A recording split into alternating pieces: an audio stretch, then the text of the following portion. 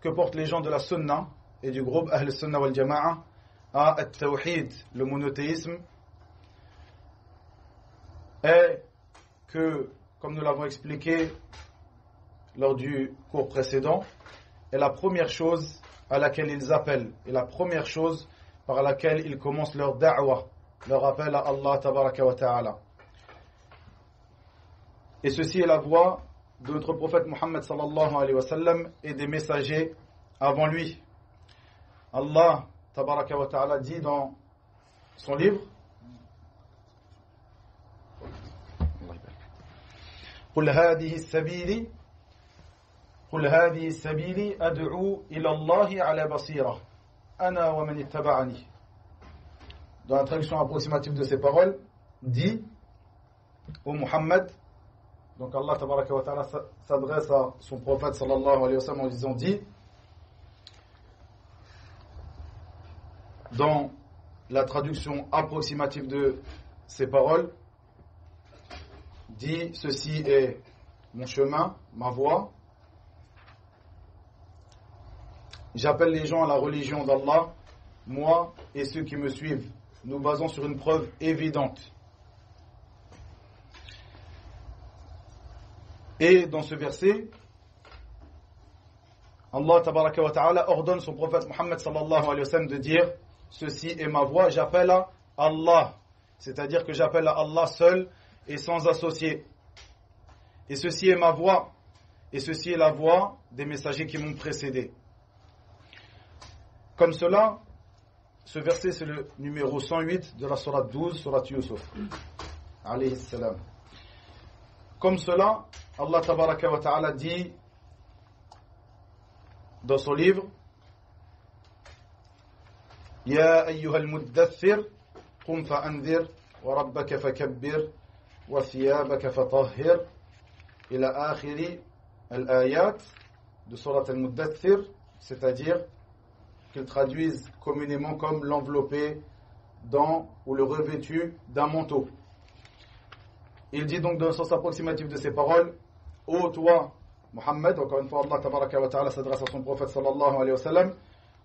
le revêtu d'un manteau,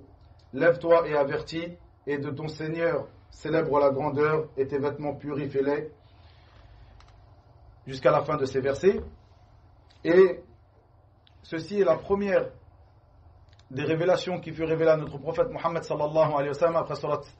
Iqra, que vous connaissez tous, le début de la révélation, celle qui a fait de notre prophète Muhammad sallallahu alayhi wa sallam un prophète dans la grotte de Hira. Ensuite, ce dernier est revenu auprès de sa femme Khadija radiyallahu anha, comme vous le savez, puis lui a été révélé à ce moment-là cette surah, surat al-Muddathir, ces versets que nous venons de lire, où Allah tabaraka wa ta'ala l'interpelle et lui dit: ô toi le revêtu d'un manteau, lève-toi et avertis. Avertis, c'est-à-dire mets en garde les gens contre al-shirk, ce qui était la religion des gens de Quraysh, du peuple de notre prophète Muhammad sallallahu alayhi wa sallam, et de ton Seigneur célèbre la grandeur, c'est-à-dire célèbre sa grandeur par at-tawhid, par le monothéisme, et tes vêtements purifie-les, c'est-à-dire purifie-les de toutes sortes d'associations. Et ceci, comme je l'ai évoqué, sont les premiers versets qui ont été révélés à notre prophète sallallahu alayhi wa sallam après la première révélation qui est surat Iqra, par laquelle il est devenu prophète, et par ces versets il fut élevé au rang de messager, c'est-à-dire qu'Allah azza wa jalla l'a ordonné de sortir, prêcher sa religion tabaraka wa ta'ala à son peuple. Et comme cela, l'ensemble des messagers ont été envoyés à leur peuple avec cet appel au tawhid, au monothéisme pur, et le fait de mettre en garde leur communauté contre al-shirk, l'association. Comme le dit Allah tabaraka wa ta'ala: وَلَقَدْ بَعَثْنَا فِي كُلِّ أُمَّةٍ رَسُولًا أَنْ يَعْبُدُوا اللَّهَ وَاجْتَنِبُوا الطَّاغُوتَ. Dans le sens approximatif de ces paroles, nous avons certes envoyé à chaque communauté un messager qui leur dit: adorez Allah, écartez-vous de Taghut. Ce verset, le verset numéro 36,